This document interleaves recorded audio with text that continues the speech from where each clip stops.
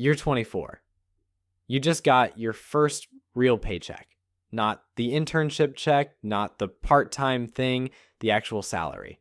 You go out to dinner and don't do math in your head before ordering. You upgrade the apartment. You're finally living like the version of yourself you've been waiting to become. Then something weird happens. 3 years go by, your salary goes up, and you feel exactly as financially stuck as you did the day you graduated. Every raise disappears. Every month resets to zero. Nobody around you seems to be doing any better, so you figure this must just be what being in your 20s feels like. It's not. My name is Nick, and today we're going through the financial mistakes that feel completely normal right up until the moment they've already cost you $1 million. Before we get into these, I want to introduce you to someone. His name is Tyler. Tyler is 27, makes $62,000 a year, has a decent job, a social life, and by every visible measure, looks like he's doing fine. He's not reckless. He's not gambling his savings on crypto. He just made a series of completely ordinary financial decisions that most people make without a second thought. By the time he's 40, those decisions will have cost him somewhere between $800,000 and $1.5 million in wealth he should have had. And the genuinely terrifying part is that Tyler would never guess that because none of it felt like a mistake at the time. We're going to follow Tyler through each of these, and if you start recognizing yourself in him, good. That's the whole point. Mistake number 1, he didn't negotiate his salary. When Tyler got his job offer at 23, they offered him $52,000 and he said yes immediately. He was so relieved to have the job that negotiating felt greedy. He didn't want to risk them pulling the offer over a conversation about money. That single moment of social discomfort avoidance is going to cost him over $1 million. Here's the math that should genuinely upset you. Carnegie Mellon economist Linda Babcock studied exactly this scenario and found the lifetime earning gap between people who negotiate their first salary and people who don't sits somewhere between $600,000 and $1.5 million. Not because the first job pays that much more, but because every single raise, bonus, and retirement match for the rest of your career is calculated as a percentage of your base salary. A higher base doesn't just mean more now. It means a higher floor that compounds upward every single year for decades. And here's the part that should make you want to put your fist through a wall. In surveys of over 50,000 hiring managers, 76% said they had room to increase the offer by 5 to 10%. They just weren't going to volunteer it. Meanwhile, 64% of job seekers accepted the first number without a single counteroffer, and of the people who did negotiate, 94% kept the offer. And the fear of losing the job by asking is almost entirely fictional. The fix is one sentence. Something like, I'm really excited about this role. Based on my research on the market rate, I was expecting something closer to X. Is there any flexibility? That's it. 30 seconds of mild discomfort versus $1 million. Tyler couldn't do it. You can. Mistake number 2, he treated his 20s like a financial practice round. Tyler told himself he'd start investing when things settled down. After the student loans, after the move, after the raise. That moment never came because it never does. And every year it didn't come was a year of compound interest Tyler burned. If Tyler had started putting $300 a month into a basic S&P 500 index fund at 22, by 62, he'd have around $1.9 million. But Tyler waited until 32. Same $300 a month, same fund, same everything, just a 10-year delay. By 62, he has $680,000. A $1.2 million gap from 1 decade of waiting, despite contributing the exact same amount every month. That's compound interest doing what compound interest does. It doesn't care how smart you are or how good your stock picks are. It cares about one thing: time. And time is the one thing your 20s are full of and your 40s are short on. The median Gen Z retirement balance right now is roughly $4,800. That number should sit with you for a moment. $4,800. Meanwhile, Fidelity's guideline is to have roughly 1 times your annual salary saved by 30. For Tyler, at $62,000, that means $62,000 by his 30th birthday. He has less than $5,000. The gap between where he is and where he should be is already enormous, and it gets exponentially harder to close with every year that passes. Here's the simplest version of the right move. If your employer offers a 401k match, that is a guaranteed 50 to 100% return on your contribution before the market does a single thing. On Tyler's salary, not capturing the full match costs him $1,500 a year in free money. Over a career, that unclaimed match, just the match, nothing else, compounds to somewhere between $300,000 and $664,000. Tyler is turning down free money because he hasn't gotten around to filling out a form. Don't be Tyler. Mistake number 3, he got a car he couldn't actually afford. At 25, Tyler got a new car, a $38,000 mid-size SUV. Nothing down, 72 months, $650 a month. Totally manageable, he told himself. The average new car payment in America right now is $795 a month. Not for a luxury vehicle, that's the average. For trucks and SUVs, payments routinely hit $1,000 or $1,300 a month. Nobody sitting in that dealership opens a compound interest calculator. Nobody asks, what happens if I invest this $650 a month for the 6 years of this loan and then just let that money sit and grow until I retire? Here is the answer: that 6 years of payments invested instead of sent to a bank grows to roughly $660,000 by age 60. That is the wealth Tyler doesn't build because the money is locked into something that started losing value the second he drove it off the lot. Here's the thing about cars that the automotive industry has spent billions making sure you never think about too clearly. A 3-year-old Honda Civic will get Tyler from his apartment to his office just as reliably as that $38,000 SUV. It will not spark the same feeling when he walks up to it in the parking lot.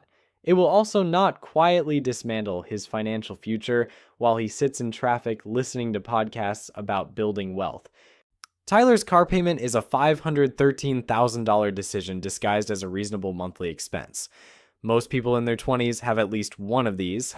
Mistake number 4, he kept managing his credit card debt. By 26, Tyler had $5,200 on a credit card, not from anything dramatic.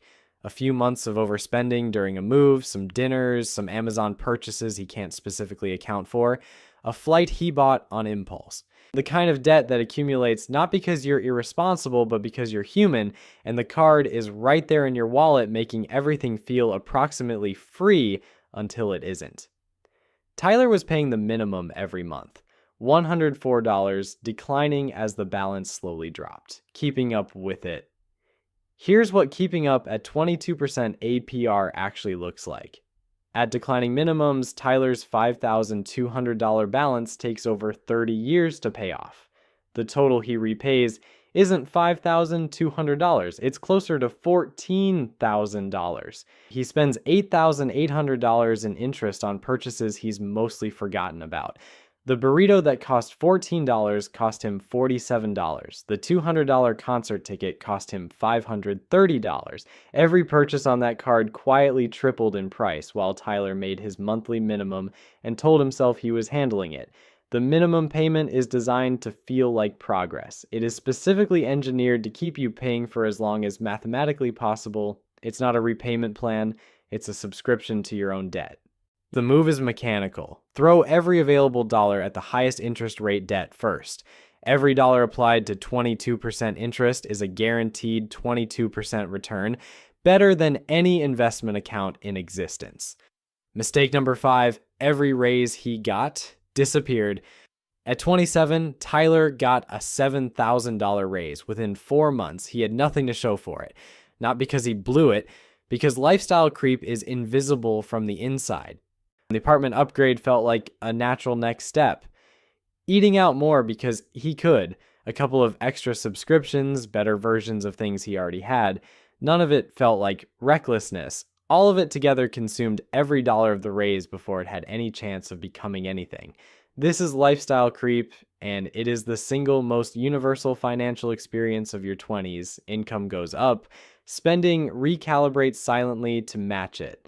The gap between what you earn and what you keep, the only number that actually builds wealth, stays completely flat. You feel like you're moving forward because your life looks more expensive, but your net worth tells a different story.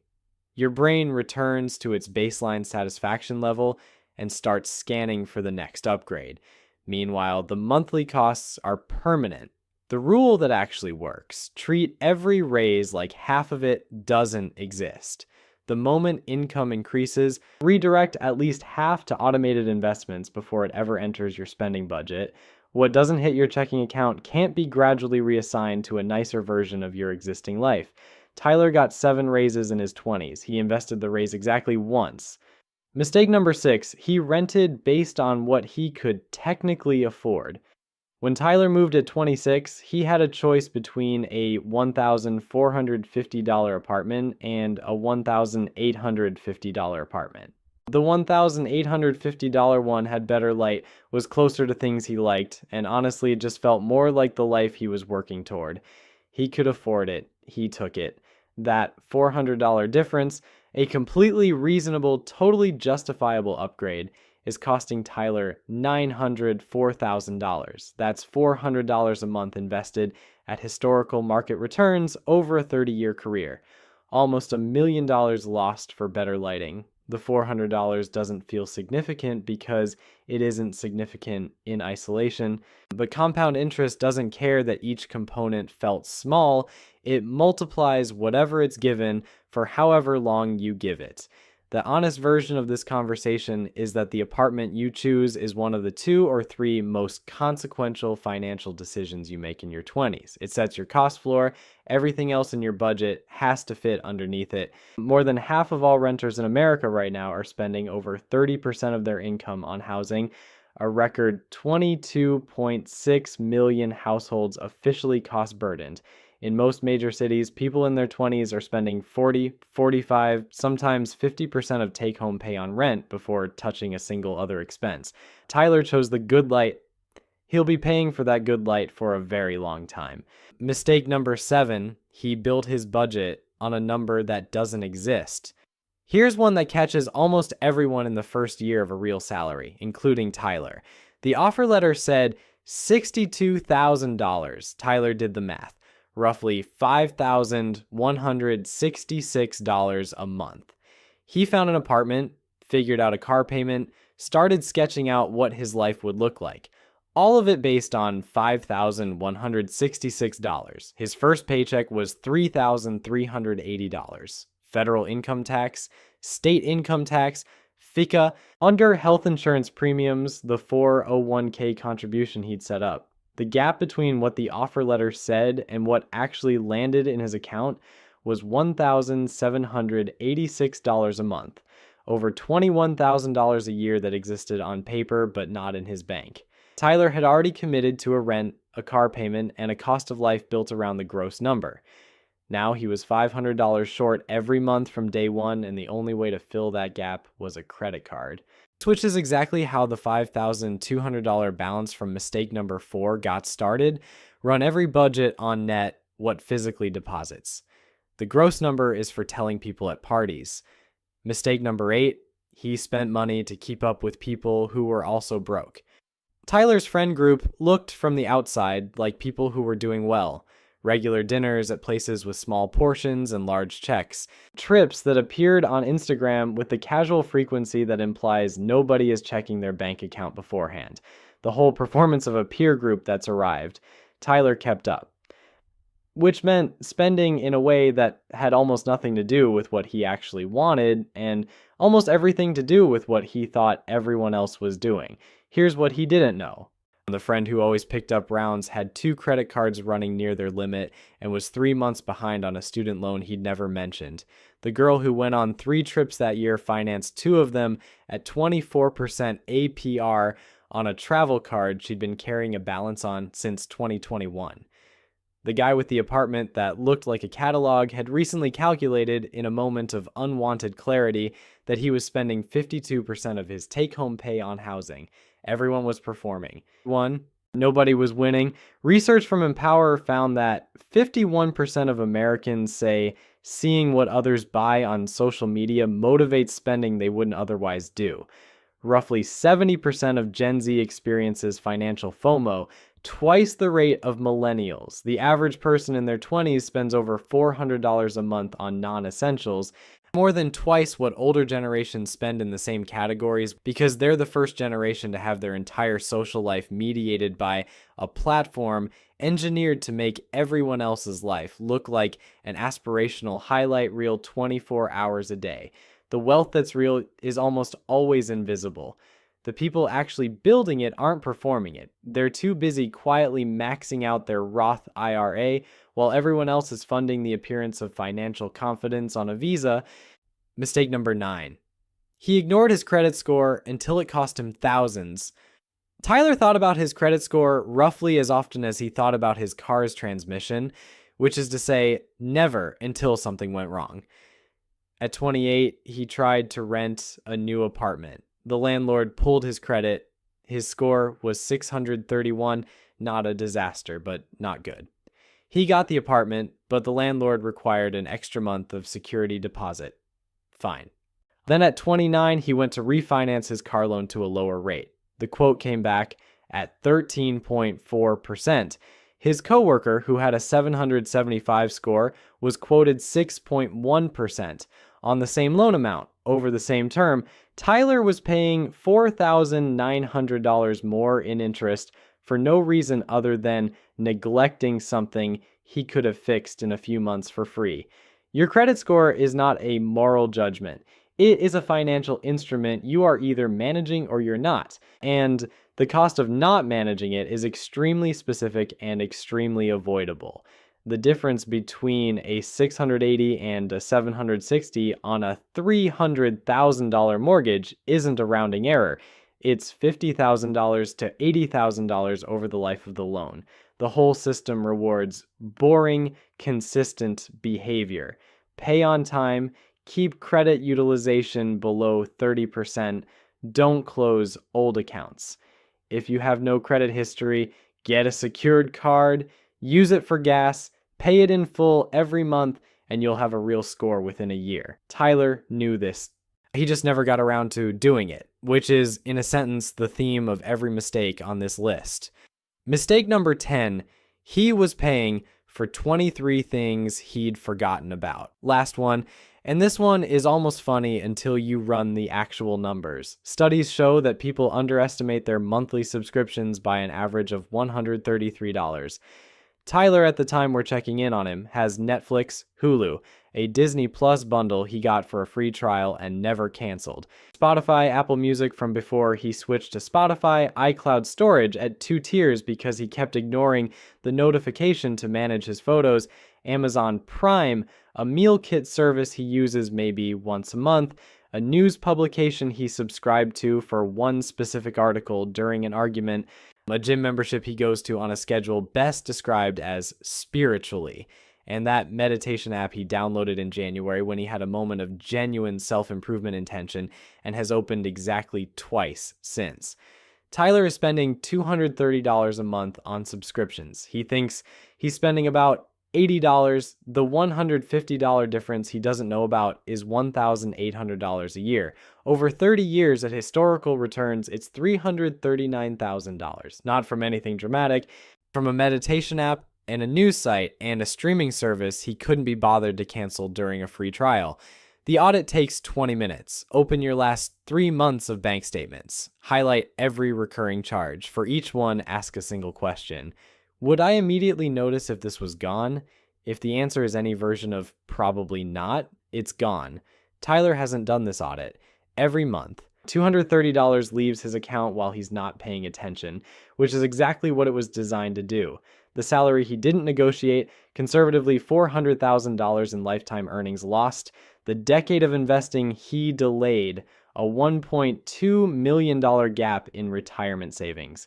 The car payment he could have invested instead, $660,000, the raises that disappeared into lifestyle upgrades, $200,000 to $400,000, the rent upgrade, $904,000, the subscriptions he forgot about, $339,000, the credit score he neglected, $50,000 in excess interest.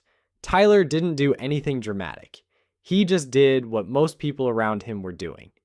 The total sits somewhere between $3.7 million and $4.1 million in wealth he should have had.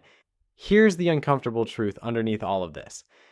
The financial system is not designed to make your 20s easy to navigate correctly. The car dealership makes more money when you finance more. The credit card company makes more money when you carry a balance. Instagram doesn't show you the credit card statement that funded the trip. Nobody in any of these transactions has an incentive to tell you what this video just told you, that every dollar you let compound in your 20s becomes $10 or $15 by the time you actually need it, and every dollar that goes to a car loan or a minimum payment or a forgotten subscription is a dollar that just disappears. Tyler's going to be fine eventually, but he's going to figure most of this out at 35 or 38, which means he'll spend the first chunk of his 40s rebuilding a position his 20s quietly dismantled. That's a real cost, measured not just in dollars, but in options, jobs he can't afford to leave, risks he can't afford to take, a life built increasingly around financial obligation rather than financial freedom. You don't have to be Tyler. None of this requires exceptional discipline or a financial background. It requires negotiating the salary, starting the account, buying the boring car, paying off the card, not spending the raise, and doing the 20-minute subscription audit. The people who look financially free at 45 weren't doing anything extraordinary at 25. They just did the ordinary things while everyone else was planning to start next year. Your 20s aren't a practice round. The clock is already running. Start now.